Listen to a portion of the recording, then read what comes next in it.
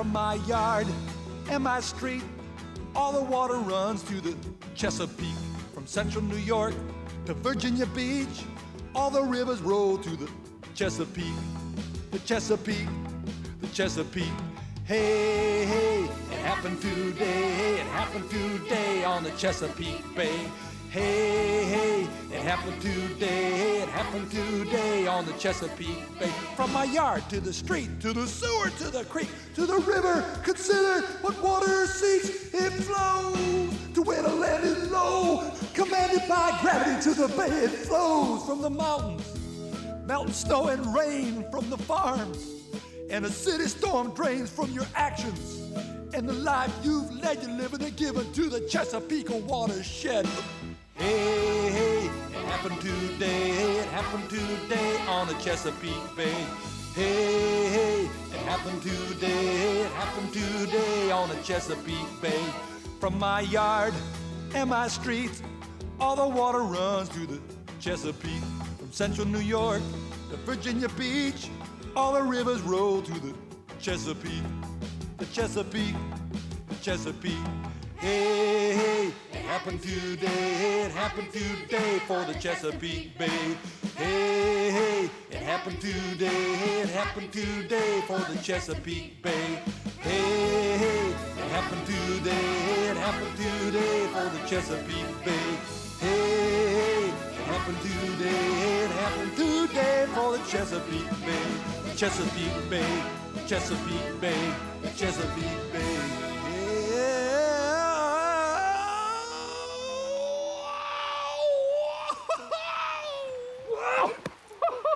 Oh man, that was a wild ride. And a long one too. I just slipped and slithered all the way down to the Chesapeake Bay, and here I am. Kind of like a drop of water that falls from the sky, hits the land, and is pulled by gravity down the slope of the land, down the hills, down the streets, down to the drain, out to the Chesapeake Bay. See, the water follows the slope of the land down. The land is shedding the water. It's called a watershed. All the land that slopes to a river is that river's watershed. And the Chesapeake Bay has an enormous watershed. This is the mid-Atlantic coastline. It cuts into the land and goes up and around, creating the eastern shore of Virginia and Maryland. It then comes back down, forming Maryland's western shore, then Virginia's, where it continues to scoot around until it meets up again with the Atlantic Ocean. This is the Chesapeake Bay. It's fed by the James River, which cuts through central Virginia all the way up to the Appalachian Mountains. Also the Potomac River, which creates the boundaries between Virginia, Maryland, and West Virginia. The biggest tributary is the mighty Susquehanna. This river runs through Maryland, central Pennsylvania, and right into the middle of New York State, where it originates. And in between, there's hundreds of tributaries, different rivers, streams, and creeks, all feeding the bay. This is a humongous watershed. And each one of these rivers and streams is carrying with it dead stuff and dirt and twigs and poop and pee from animals and people. And it all ends up out here in the Chesapeake Bay. This is an amazingly big estuary. Now, an estuary, wait a minute. This is starting to sound like school. Get out! Sit! You! Get out! Sit! Get off your chair! Get off your chair! Sit down! Sit! Sit down!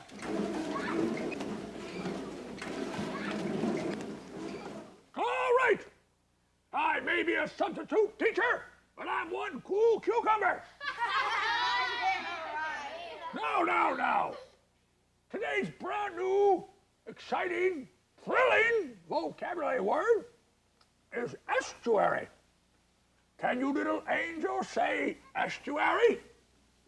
I bet you can. Say it! Estuary! Oh, that was awesome. What good boys and girls you are. Now, an estuary is an area of water where fresh water and salt water mix together, where fresh water from the rivers comes down and meets the salt water from the... What was that? Ocean! It didn't sound like an ocean. Now then, let me spell that word out for you right over here. Oh, my chalk. Here we go. There we are. Now, here we go. Estuary.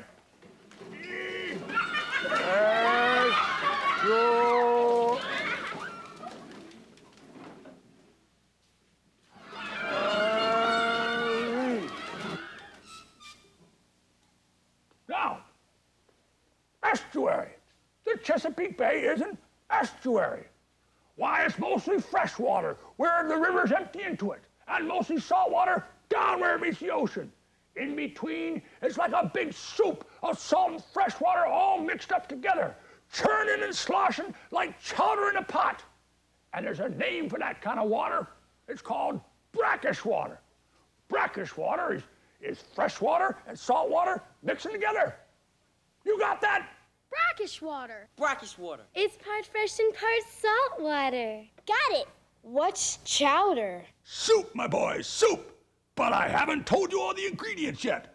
Why, when the water washes off the land into streams and into rivers and creeks, it takes with it all sorts of stuff. Dead stuff and seeds and twigs and dirt and, well, excuse me for saying so, but peoples and animals poop and pee. Oh, I know it sounds yucky, but these things are all very important. They're nutrients. And nutrients is another word for food. And that food settles to the bottom of the bay down in the mud where it's eaten up by these little things called decomposers. Can you say that? Say it. Decomposers. Right, decomposers decompose. They break things down. They release the nutrients in the water. The water becomes filled with these nutrients. And it's these little things that use these nutrients to live. Things that drift in the water. Go ahead, just like this. That's right, they're drifting. And these little drifters are called plankton. And they're using those nutrients and they're soaking up the sunshine. And there's billions of them in the bay. Billions. It's happening right now. Hey, it happened today. It's happening today on the Chesapeake Bay. That's right. It's a super life. Go ahead now, ready? Ba, ba, ba, ba, ba, ba. Watch me. Sing, it's your day. Happened today on the Chesapeake Bay. Hey, happened today on the Chesapeake Bay. Oh, bring it down now, bring it down. That's right, bring it down. To the ocean feeds, what the river carries, what a fresh and salt water mix, with the leaves, the mud, and the sticks. It's a soup of life and it's thick. Oh, it's the estuary, where the ocean feeds, what the river carries, what a fresh and salt water mix. Oh, with the leaves, the mud, and the sticks. It's a soup of life and it's thick. Oh, it's the estuary. Oh. Mud and dead things washing down the river, settling at the bottom of the bay. Decomposers eat those dead things, releasing their minerals every day. Phytoplankton, little plants floating, using those nutrients while soaking up the sun. Zooplankton are the little critters that drift with the phytos while eating the sun. It's where the ocean feeds, and what the river carries. It's where the salt and fresh water mix, with the leaves, the mud, and the sticks. It's a soup of life and it's thick. Oh, it's the estuary. The ocean feeds what the river carries. It's where the fresh and salt water mix, with the leaves, the mud, and the sticks. Yeah, it's a soup of life and it's thick. Whoa, it's the estuary. The Chesapeake Bay is an estuary. It's an amazing soup of life full of almost every kind of ingredient you can think of. For example, Right, unquestionably, most certainly, a soup to be reckoned with, a most stupendous soup, a soup to celebrate. well, who are you? How'd you do, my good man? How'd you do? Charmed, I'm sure. Delighted. Chesapeake John's the name. Chesapeake Bay's the game. Why, I've slogged through the muckiest of mires. I've stalked the wild muskrat, sunbathed the plankton, and schooled with the fish. But enough about me. What do you think of me? How do you like my outfit? Well, it looks like you're ready for anything. You have to be, my good man. You have to be. Now, this is the most remarkable and varied habitat. Take my word for it, old boy. Now, by habitat, I mean a place where animals can find food and shelter. And the Chesapeake Bay has lots of shelter, lots and lots of it. Shelter for all sorts of critters. Critters that are big and little, critters that live in the water and up on the land, critters that are wet and slimy, and critters that are furry. Do you see those high grasses over there? Yeah, I can make them out. Yes, high grasses provide shelter for many living creatures. Now, I'll just borrow some of these fine young adventurers here, if you don't mind, for a crew for my canoe. Well, what about me? You'll forgive me for saying so, dear sir, but you appear a bit undernourished, a bit peaked, a bit, how shall I say it, flimsy. A canoe crew needs to be robust, muscular, tough as nails. So, cheerio, ta-ta, pip-pip, bye-bye. high grasses right over there. Yes, habitat to many living things. Over there, too, home to critters large and small, furry and slimy. You have snails, and you have fiddler crabs, and you have mollusks. Oh, there's otter and nutria, all sorts of living things, even wading birds like blue heron and egrets. There's geese and ducks, too. It's a great place for food and shelter, and camouflage, too. Well, what about underwater life, Chesapeake John? I'll get to that, dear boy. I'm more interested in the forested areas, like that over there. Look at that! Amazing! Home for eagles and osprey. In fact, 4 bald eagle nest here than anywhere else in the lower 48 states. And that's a fact. What about seagulls? Not seagulls, boy. Bagels. Ha, ha, ha. Bagels? Plenty of gulls, too, my boy. Plenty of gulls. Seagulls and bagels. Ha. So what about underwater life, Chesapeake John? I was just getting that, dear boy. Underwater life. Why, that's the most amazing Chesapeake habitat of them all. Oh, good heavens. Man overboard. Steady as she goes. How say you? Wait for me. Chris, come out. Chris. Oh, no.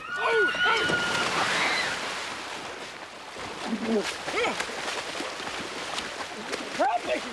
Just stand up, Chesapeake John. Oh, good gracious. Right. I knew that. I was just testing you to see how you would react in the case of an emergency. Right. Aquatic studies. Where did I put my microscope? Oh, here it is, right where I put it. Oh, there we go. Now let's see. The water is full of drifters, tiny plants and animals that drift with the current.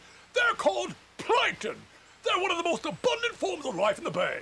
The plant plankton are called phytoplankton, and they are often single-cell algae, like seaweed. The animal plankton are called zooplankton or zooplankton, and they eat the phytoplankton or other zooplanktons. So what eats the phytoplankton? Oh, good question. Right, here we go. Masks on, everybody. Here we go. 2 for you. That's right. Masks on. Here we go. Dive. Now, the plankton eaters are tiny fish and bigger fish like herring, anchovies, silver sides, and menhaden. They eat the phytoplankton and the zooplankton, and so do the shellfish like oysters and clams. So what eats the small fish and the shellfish? Oh, good question. Ready, mask on, dive. They're eaten by bigger critters like young rockfish and cow-nosed rays, which are eaten by bigger critters like sharks and drums, as well as osprey, eagles, and land critters too, like otters and us people. You see, it's like a big circle. The little living things are eaten by the bigger living things, and they all live in the Chesapeake Bay habitat, amongst the high grasses that stick out of the water and the subaquatic or submerged grasses that live under the water. The subaquatic grasses are very important habitat for many of the smaller critters, like sea slugs, soft-shelled crabs, barnacles, and baby fish of all sorts, and snails too. But everything must balance, you see. If there are too many plankton, the water gets cloudy, and not enough sun gets to the subaquatic grasses. They cannot grow without the sunlight, and as they stop growing, so does the habitat for the small critters. And if the algae dies in great numbers, then the decomposers use up the oxygen, leaving little or none for the other critters. All right. So it's like I said, my friends, it's all like a big circle. The big critters and the little critters living here in the Chesapeake Bay habitat. Eventually, they all die and sink to the bottom, where the decomposers gobble them up, releasing the nutrients, which feeds the phytoplankton, which feeds the little animals, which feeds the bigger animals. Oh, my hat! Now, if you don't mind, I'm feeling a bit damp. To the shore! Oh, that's about the size of it, old boys. Oh, dash it all, look at the time. I must leave. Tally-ho. Well, a pleasure doing business with you, sir. Good day, ta-ta. It's happening today on the Chesapeake Bay. Unusual guy, huh? Now, as I was saying before he came along, I'm terribly sorry, but your time is up. what time is it anyway? It's time to play Chesapeake Challenge, the exciting game that quizzes you on your knowledge of the Chesapeake Bay and its watershed. And now, here's the host of Chesapeake Challenge, the unspeakably trendy and unbelievably smart Professor Von B. Now, you you're beautiful. I mean that sincerely. Okay, let's meet our contestants. In chair number 1, let's greet a 10-year-old from Annapolis, Maryland. He's an excellent student, and his hobbies are model building and imagining. He's lead guitarist for Metallica. Everybody give it up for Jason Smith.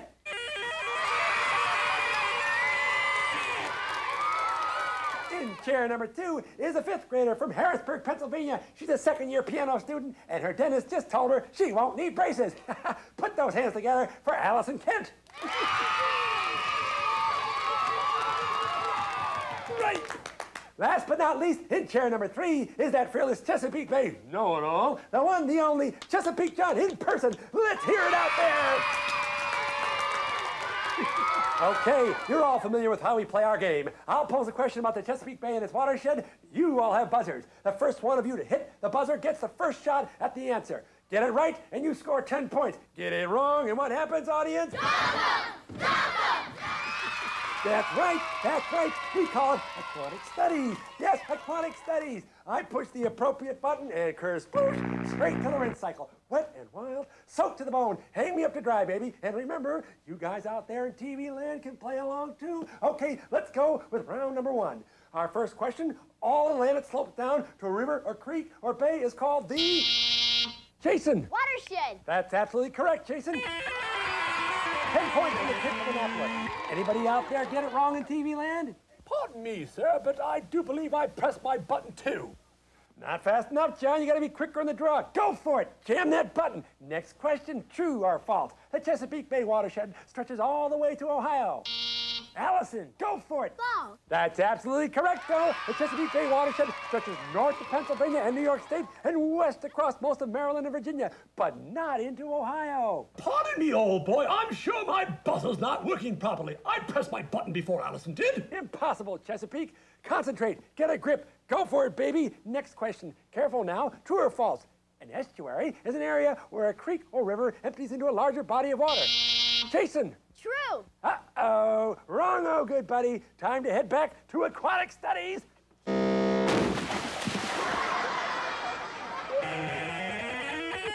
correct answer is false. An estuary is an area of water in which fresh water and salt water mix. Pardon me, sir, but shouldn't we get a chance to answer that question correctly if Jason answered incorrectly? Don't you think that would be a little bit too easy? I mean, if true was the wrong answer, then the right answer would have to be false, right? Well, quite so, but still I think that fair is fair. Moving right along. Next question. Water that's a mixture of salt and fresh water is called? Chesapeake John. Brackish water, brackish water, brackish. Ho, ho, ho, that's right. That's absolutely right. 10 points for Chesapeake John. Here we go. Buzzer's ready. The teensy-weensy microscopic little plants and animals that live in the bay and drift around with the currents are called? Jason. Plankton. Yes. 1,000 times yes. Plankton. I knew that. Oh, I knew that. I really did. I knew that. I'm sure you did, Chesapeake. I'm sure you did. But you were a little slow on the trigger finger, and Jason got the first shot at it. No justice at all. No, I can't. I mustn't. I won't.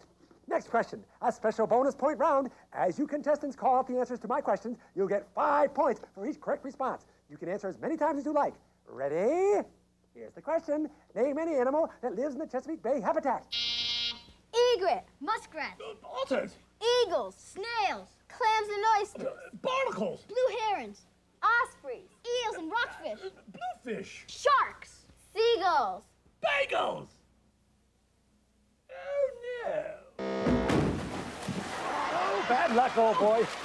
Oh, funny. Yes. Oh, yeah.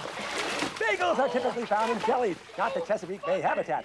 Let's tabulate our scores. Even though he went back to aquatic studies for a little while there, our winner is Jason with a total of 50 points. Don, tell him what he's won.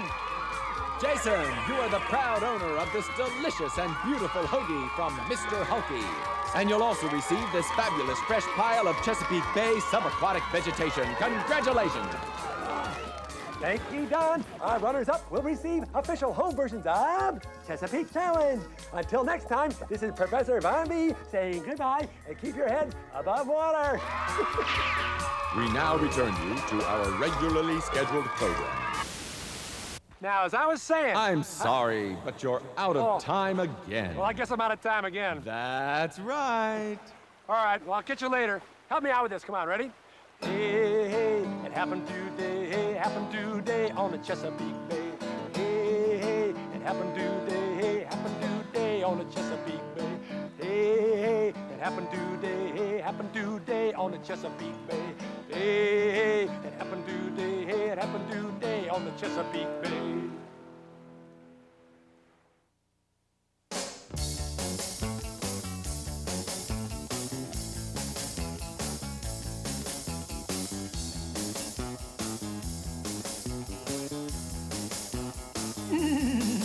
From the clouds I drop, I hit the roof, curb plop, I go out of the spout and I never stop. I spray and I spurt, I grab a little dirt, and when I meet the street, it gets even worse. Onto the road I drain, I pass an oily stain, then I go with the flow down the passing lane. I spurt and I spray, nothing gets in my way, I might make it on down to the bay today. Water with the power to erode, water carrying a heavy load, water running off the land. Ah, that's runoff, man. Water running when it rains, water running towards the drains, water running off the land. Ah, that's runoff, man. All life is fed on things that are dead. Decomposition is nutrition in the watershed. But by accident, our development increases the release of the nutrients. So the water's force takes that stuff from its source, and it moves down the groove of the water course. Into the bay it flows, it makes the algae grow, and that chokes the critter folk living down below. Water carries a nutritious load, that'll make the algae growth explode. Water running off the land. Ah, that's runoff, man. Water running when it rains. Water running towards the drains. Water running off the land. Ah, that's runoff, man. That's runoff, man. That's runoff, man. That's a runoff, man. Say what? Oh, that's runoff, man. Water running off the land. That's runoff, man. The Chesapeake Bay's major problem is runoff. In the past, runoff wasn't a problem because it was naturally filtered. But now most of those natural filters are missing. This is a coffee filter, and this is a glass of muddy water. As I pour this muddy water through the filter, the little bits of dirt are prevented from passing through it, but not the water. The water drips out cleaner than it was, free of the nutrient-rich little bits of dirt. Look at how muddy the water in the glass is. Now look at how clean the drops from the filter are. Also notice that the filter slows the flow of the water. This is very important because the faster water moves, the more it can pick up and carry away. So what filters runoff in nature? The leaves and roots of trees, and the high grasses in the marshes and swamps, and the oysters and clams in the bay itself. In autumn, the leaves fall from the trees and cover the ground like a blanket. When runoff moves through these leaves, little bits of dirt and nutrients are caught by each leaf. So every leaf on the ground is filtering the runoff and slowing it down. And the high grasses of the marshes and swamps do the same thing. The roots of the plants and trees actually hold the dirt together while absorbing the very nutrients which would cause problems down in the bay. And the oysters and clams are pulling the algae-rich water into their digestive systems, filtering out the plankton, the small microscopic plants and animals, for food. So they clean up the water just by eating. But these natural filters have been greatly damaged by what we do. We cut down trees and drain wetlands and marshes to make lumber and to clear space for farms and for homes. And we eat a lot of oysters and clams. But when we clear away these natural filters and replace them with pavement and gutters, the speed and the concentration of the runoff increases. Water's pretty heavy, you know, about 8 pounds a gallon. And the faster it moves and the greater its volume, the more dirt and nutrients it picks up and carries away. That's called erosion.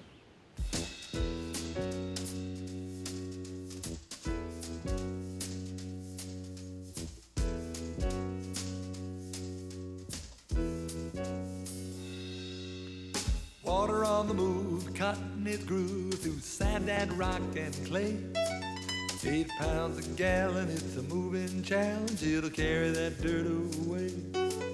Erosion, erosion. Water on a move, cutting its groove through sand and rock and clay. 8 pounds a gallon, it's a moving challenge, it'll carry that dirt away.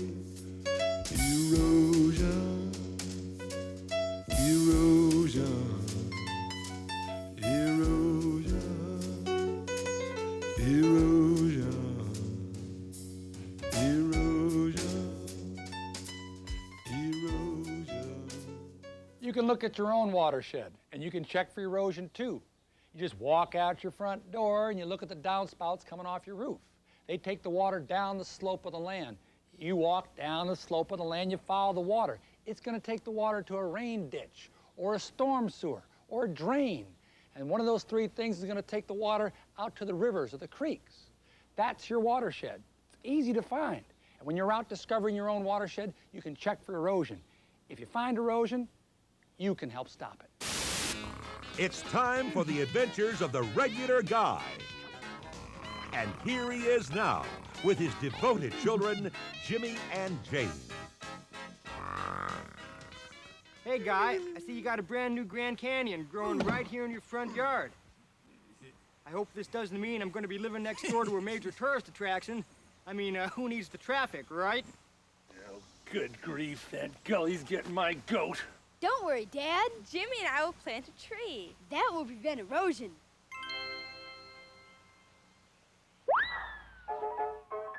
Yes, Jimmy and Jane have the right idea. The tree's roots will hold the soil in place. The tree will pull water upward from the soil into its branches and leaves. And the leaves, spreading overhead, act like a giant umbrella, shedding water over a larger area so it doesn't puddle up and run off in a heavy stream. So, what are we doing today? The usual? Guess so. We'll just wash on down to the Chesapeake Bay. And we'll muddy up the water and block out all the sunlight so none of the grasses can grow. And then we'll mess up the habitat. Yup, that's what happens. Hey, wait a minute! What's happening? Where are we going? Up for one thing. Give me a break. Who's the wise guy? Yeah, who's messing around? Actually, the view isn't bad. What? Oh, hey, yeah. Gee, the air's so nice and fresh up here, and it's sunny and warm.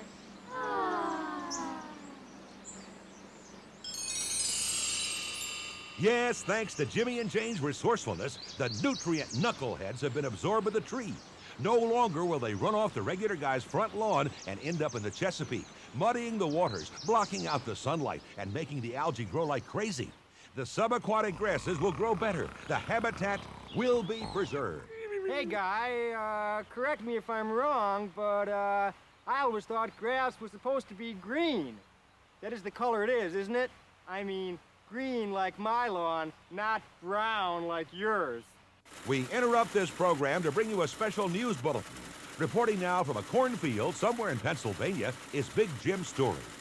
Big Jim Story here with today's special report. The story today, farmers in central Pennsylvania and their contribution to algae growth and sediment loading of the Chesapeake Bay.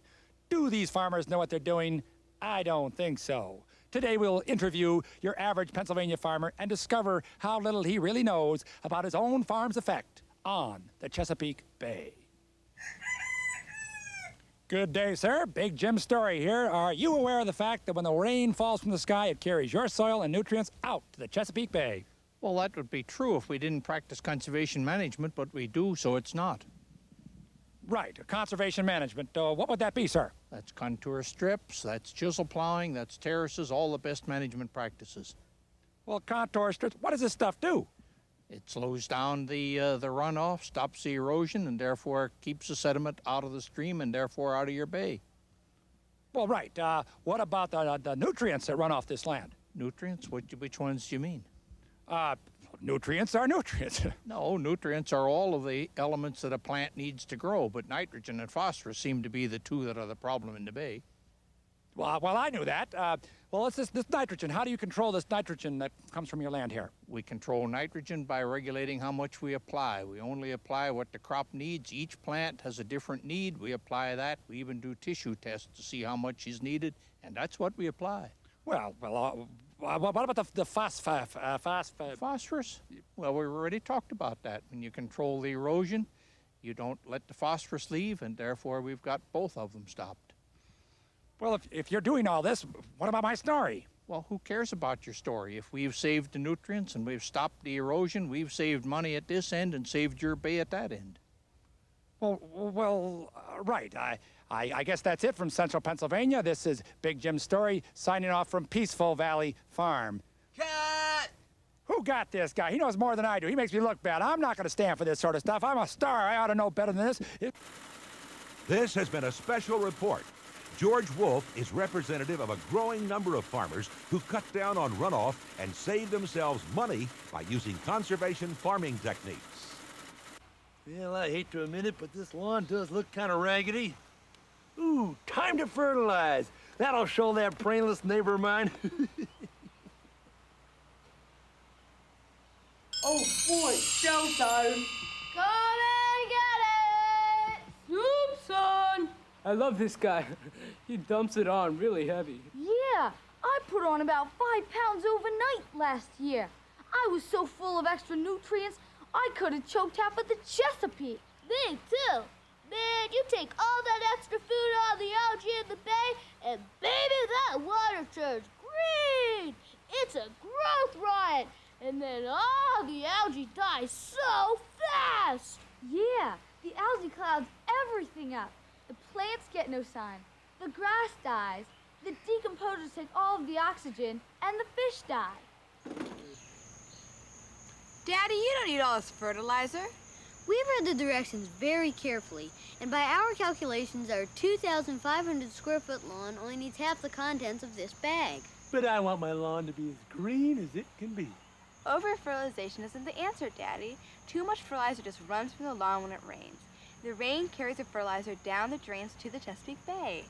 That makes all the algae grow and blocks out the sunlight for the underwater plants. When the algae dies, the oxygen level in the water drops and kills all the underwater critters. Well, I don't know. Besides, Dad, using less fertilizer will save you money. Money? Saving money? Marge, Jimmy and Jane are teaching us how to save some money. Oh, well, that's wonderful, children. A penny saved is a penny earned. Yes, Mother. Yes, Mother. And there's a lot more things we can do to help the bay. Make sure the dishwasher's full before running it. You should recycle old car oil and bring it to a gas station or recycling center. Install low-flow shower heads in the bathroom.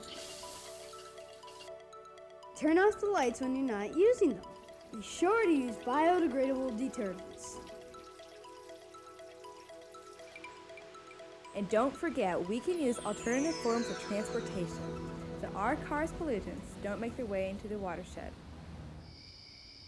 And so, as the sun sinks slowly in the west, the regular guy and his beloved family experience better living through increased environmental awareness. Yes, thanks to Jimmy and Jane, the grass is greener on their side of the fence.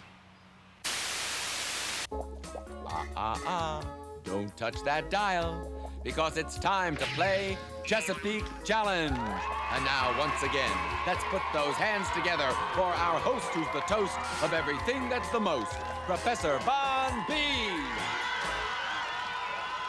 Hey, what's shaking? Welcome back to Chesapeake Challenge. Are you ready for action? All you players at home and at school, get your facts straight or it's drip dye time. Man, time to go soak your heads. Rinse cycle, baby. Okay, here we go, and here are our players. In chair number 1, we have a young lady who is definitely going places. And one of those places could be that nice swimming pool just a short plunge away if she goofs an answer. Say hello to Liza Stone. In chair number 3 is a major contender, a sharp kid with a fast brain and a bad bow tie. Clap your hands for Bobby Green. And finally, in chair number 2, we have a man who needs no introduction. Yes, it's the king of ordinariness, Mr. Average himself. What's his name, audience? The regular guy. Oh, yeah. Good luck to all three of you. You know the rules. And remember, all you players out there in TV land, a wrong answer means back to aquatic studies. Okay, here we go. First question. Fill in the blank from a song you heard just a little while ago. Water with the power to erode. Water carrying a heavy load. Water running off the land. Regular guy. That's groovy, man. Whoa, so soon. This is gonna be a pleasure.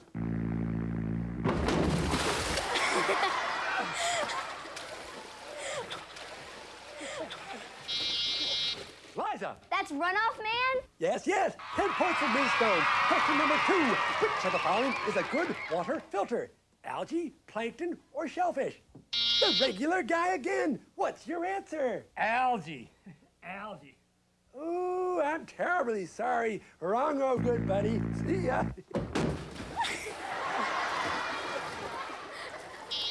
Bobby, go for it. Shellfish. Ooh, yes, shellfish, like oysters and clams, are amazing water filtration systems. All you guys playing at home or in school, how did you do? Let me show you what these little oysters can do to this tank full of cloudy, plankton-rich water. These little fellas are pulling water into their digestive systems and straining out the plankton. Through the miracle of time-lapse photography, just watch that water clear up within a couple of hours. Yep, shellfish are Chesapeake Bay filters, just like the leaves and roots and twigs and grasses. Awesome, huh? Okay, back to our game. Question number 3. The washing away of the land by the water as it flows by is called? Regular guy. Can you repeat the question, please? The washing away of the land by water as it flows by is called? I know this. Corrosion. No. Runoff. No. Drippage. Decomposition.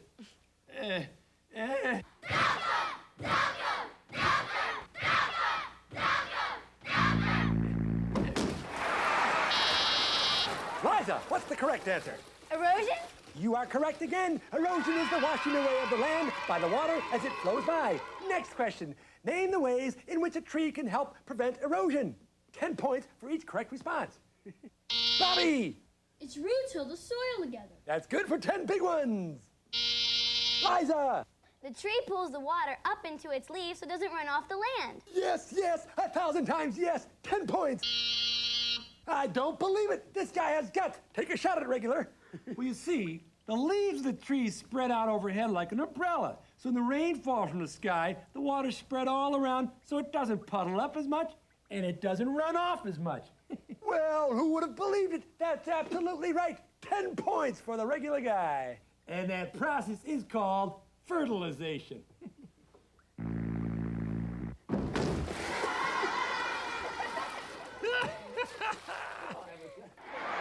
True or false? Over-fertilizing adds too many nutrients to the soil, and those extra nutrients run off the land and help cause too much algae to grow in the Chesapeake Bay. True. Whoa, Bobby, you're on a roll. That takes you into the lead. And now it's time for our final lightning round. 5 points for each correct response. Name things you can do at home to help the Chesapeake Bay. Make sure your washers are full before running them. Use biodegradable detergents. And you take your used car oil and you recycle it I don't have the heart. I just don't have the heart. Keep working on it, guys. Put plastic bottles in your toilet's flush tanks so they use less water. Use low-flow shower heads in your bathrooms, and don't drive your car as much. And you take the oil to the storm drain. No, it's the recycling center. What a round! What a round! Liza takes the lead by a nose in the home stretch. Close, Bobby, close. Great game. Don, tell Liza what she's won. Way to go, Liza! You've won this fabulous low wattage yet highly illuminating screw in any socket save you money fluorescent light bulb and this wonderful washed out oil recycling container. If it looks like an old milk jug, well, that's because it is. Congratulations! And that's all the time we have for now. And as always, our runners-up will receive official home versions of Chesapeake Challenge. Until next time, this is your good buddy, Professor Von B, saying, keep your heads above water. Bye-bye.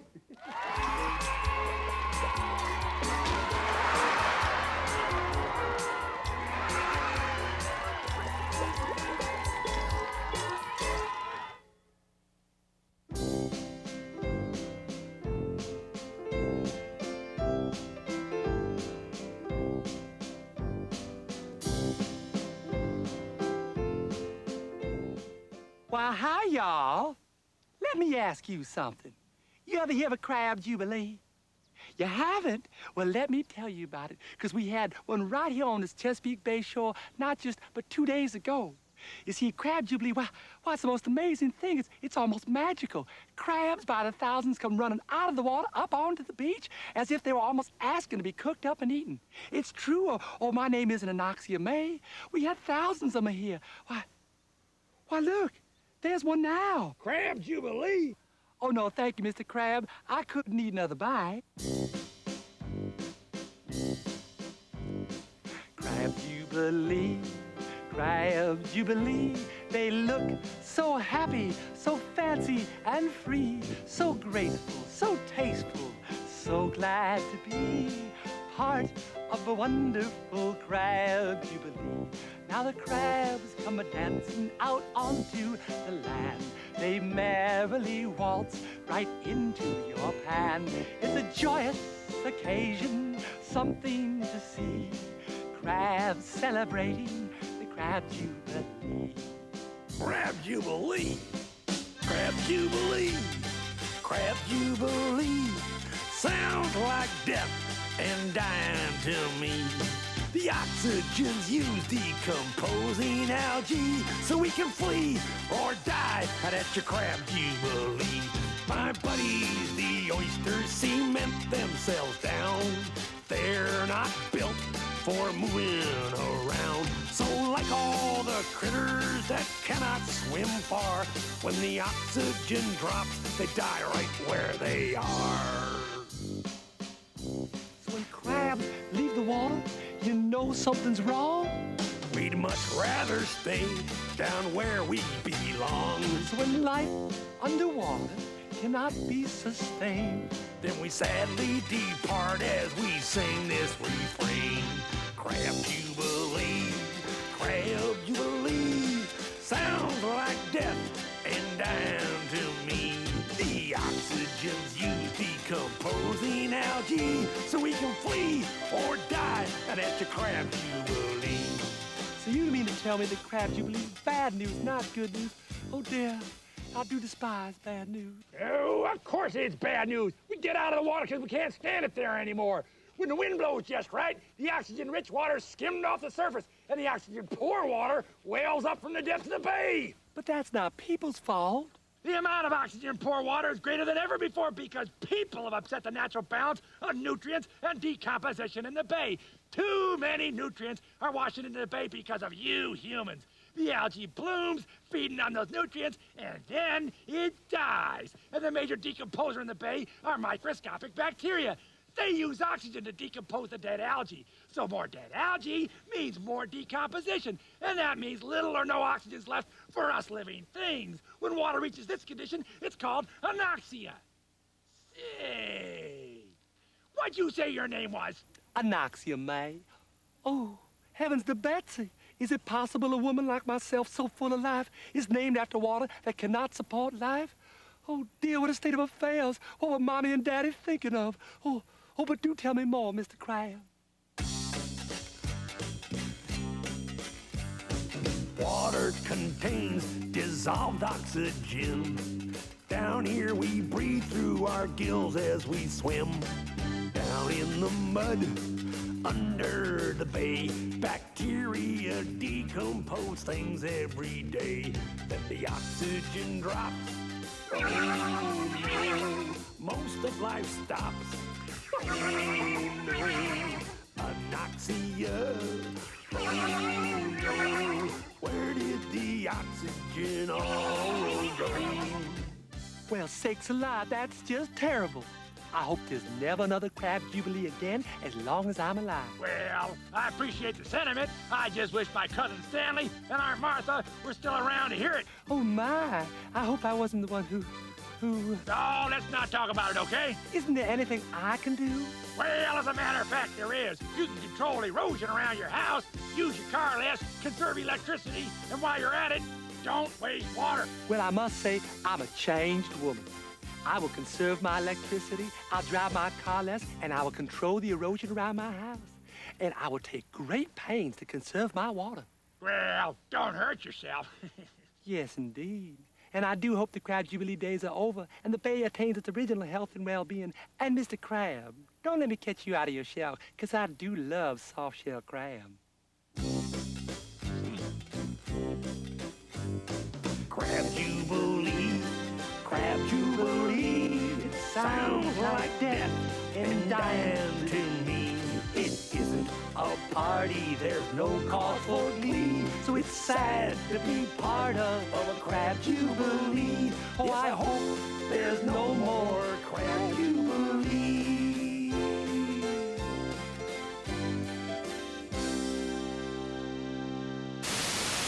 Now, crab jubilees are really rare here in the Chesapeake, but they're a great example of how people mess things up and then act as if they had nothing to do with it at all. People love to point their fingers at other people, but I want you to point your finger at yourself and ask yourself, how do I pollute the bay every day? We've been talking about the Chesapeake Bay's watershed, but did you know the Chesapeake Bay has an airshed too? Well, it does, and whatever goes up must come down. When a dandelion seed or a tiny speck of pollen goes up in the air, eventually it lands. Unfortunately, the same thing's true of pollution from cars and trucks and buses, as well as soot from smokestacks. Believe it or not, 20 to 40% of all the nitrogen that gets into the bay comes from the air. Vehicles are the culprits for more than half of it, and the rest comes from places like electrical power plants. Exhaust comes from the smokestacks of the power plants that use coal and oil and natural gas to generate electricity. This exhaust carries little bits of nitrogen, sulfur, and heavy metals like mercury, which fall from the sky into the bay.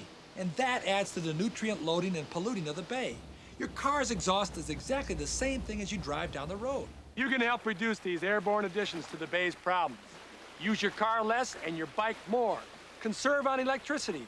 That means use less of it. Here's how. We have to save our fuel every day because our fuel's exhaust lands in the bay. We have to save our fuel every day because our fuel's exhaust lands in the bay. Ah, come on! The kid cried, Ma, can I have a ride? A minute, kid, you sly conniver. You treat your parents like your private driver. You can walk or ride a bike, take a bus or a subway if you like. But you go out the door, head to the street, jump in the car. Get the front seat, you've been begging. Now you're being taken not far in your car to your destination. Gas in the tank, sucked into the engine. Spark plug fires and the crankshaft spinning. Pistons push and the valves open. You're going down the road and your tailpipe smoking. Exhaust into the air, exhaust. What you make to get there? Exhaust. Up and down it goes, exhaust in the bay, make it algae grow. Late at night, it feels so right to flip the switch, incandescent light. But there's an energy-saving new design. It's the longer-lasting fluorescent kind. Your hair dries blowing, dishwasher's going. Electrical demands just keep on growing. Radio, TV, Nintendo, you leave them all on when you go. It's crazy, lazy, and energy loss. You can cut the cost, just shut it off. In your walls, your house is wired with electrical power. Coal fire, we burn the coal. The generator spins, the light turns off. What's in the wind? Exhaust from electrical waste. Exhaust right in your face. Exhaust up and down it goes. Exhaust in the bay, make it algae go. We have to save our fuel every day because our fuel's exhaust lands in the bay. We have to save our fuel every day because our fuel's exhaust lands in the bay. And there's more you can do. You can write to your congressperson and let them know you care about the Chesapeake Bay. You want a healthy Chesapeake Bay. Ask them to pass laws to keep the bay healthy. And furthermore, It's time to play the exciting final round of Chesapeake Challenge. Once again, let's hear it out there for our unspeakably cool host, Professor Von B. Hey, hey, hey! This is it! The Big Boomer, the Gonzo Extravaganzo, the Clash of the Titans, the colossal closing round of Chesapeake Challenge. Once again, give it up for our returning conquerors, Liza Stone and Jason Smith. And let's not forget our special guest who takes her place in Dunking Chair number 3 and who's definitely a major candidate for aquatic studies, I must say. Put those hands together for Anoxia May. Oh dear, I do hope I don't plunge headlong into the icy depths below. Well, I certainly wish you and all of our other contestants the best of luck. And that goes for you guys and gals playing along at home or in school. You got that? Okay, here's our first question. In a so-called crab jubilee, crabs leave the water because of a condition called... Liza, what's the answer? Anoxia. Anoxia it is. 10 points for Ms. Stone. Land sakes, I knew that as well as I know my own name. Well, you were just a tad slow on the draw. Go for that button, Anoxia. Next question. Human activity around the Chesapeake causes an excessive flow of nutrients into the bay. This causes the algae to bloom, and after it dies, the decomposers eat it up. As they do this, they consume precious... Jason. Oxygen. Right you are, Jason. Oxygen. The decomposers consume oxygen as they break down the dead algae, and that leaves less oxygen for other living things to breathe. Oh, you mean like those delicious, precious little crabs. Question number 3. In addition to a watershed, the Chesapeake Bay has another kind of shed. Name it. Go for it, boy. An air shed. Ooh, I do believe he's got it. The bay is affected by things that enter it from the air, as well as things that enter it via its watershed. Exhaust from vehicles and from factories and from power plant smokestacks contribute to the nitrogen levels in the bay and promotes excessive algae growth. Ooh. Plus, other pollutants like mercury and sulfur fall into the water from the air. Nice going, Jason. You've taken the lead. Well, I'm certainly delighted I didn't answer that one. I was thinking of another word entirely, and had I said it, I would have plunged into the icy depths below. Ooh, that would have been most upsetting. I do despise cold baths. All right. Okay, folks, we're going to move directly into our final lightning round. Remember, each correct answer counts for 5 points. Answer as many times as you like. Here goes. Make it count. Name things you can do to save on fuel. Go! Turn off your lights. Use fluorescent light bulbs. Oh my, you could drive your car less and oh, this is so exciting. Turn down the heat, keep your car tuned up, and ride your bike more. Oh, and you can turn off your lights and you can use fluorescent light bulbs and... Use fans instead of air conditioners. Oh, I was going to say that. Use public transportation. Oh, and, Use lower wattage light bulbs. Oh, and eat less crab. Oh! I'm terribly sorry. Eating less crab has nothing to do with saving fuel. You wouldn't. I wouldn't. I would. You would? But what about my dignity?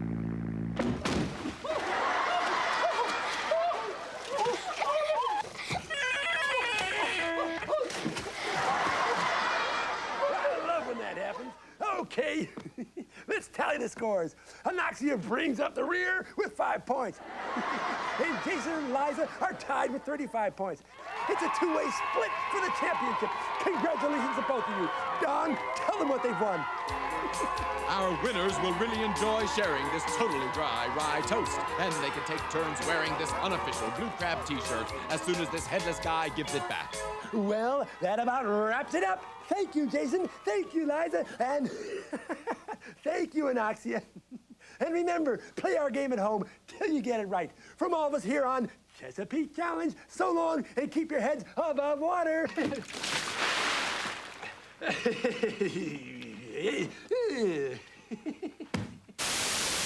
So the question is, what are you going to do today for the Chesapeake Bay? Can you find erosion around your own home?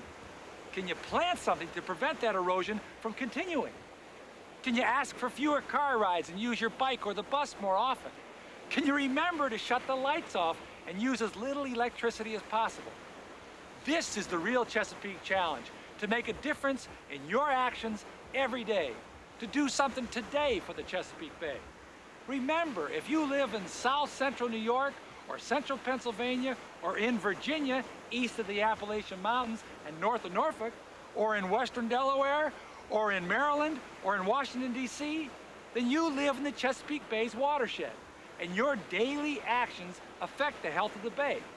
So take the Chesapeake Challenge. Do something today for this great and amazing Chesapeake Bay.